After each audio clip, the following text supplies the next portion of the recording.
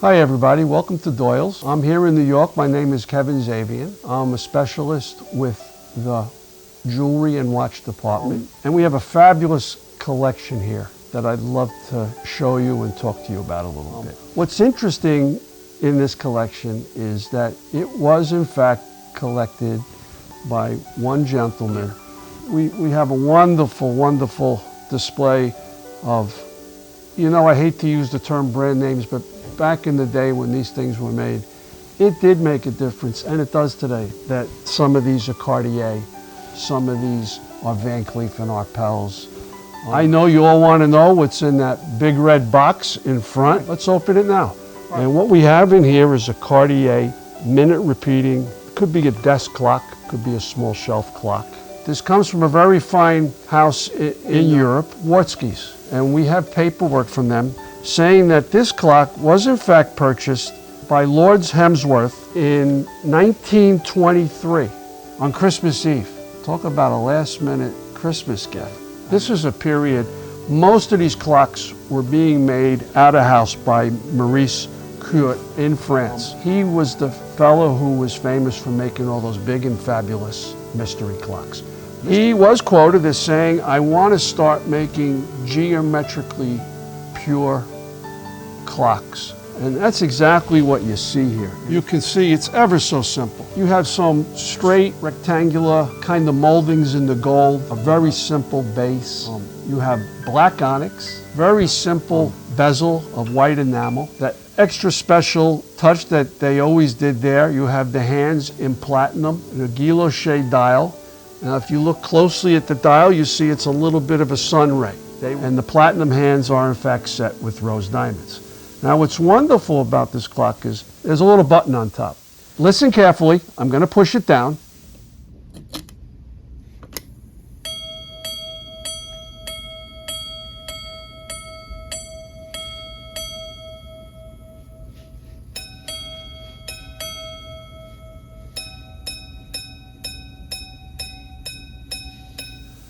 So what that did is that rung out the hours, the quarter hours, and then the minutes. So this is in fact a minute repeating clock, where a lot of simpler clocks would just repeat the hour and maybe the hour and the quarter hour. I don't want to say it's the pinnacle of his collection because the boxes are just unbelievable, but it is a fabulous, fabulous clock. And this is in at $50,000 to $70,000. Now he had another clock here, much smaller, but boy, just as wonderful. A clock made by Vacheron and Constantine. But that's the movement. The jeweler who made this is Ostatek. And then the dial, if you look at it, which also matches the panel on this wonderful case, is an inlaid scene with mother of pearl and coral and lapis and things like that. You'll see it's signed VM, which is for Vladimir Makovsky. Dials and things of this nature that he worked on always bring an extra, shall we say, bells and whistles to the item. So these two are really, really wonderful. I can turn this, you can see a little bit of the extra designs. It again is black onyx. It has a jade panel here. Now when it comes to the cases, as fancy as some of them are, I think this one is just wonderful. This was 9 carat, so it's not even 14 carat. So you say, but it's not about the metal in this. This piece is engraved with the musical score for the song Poor Little Rich Girl. It's a cigarette case. All right, we might not use it for cigarettes anymore today.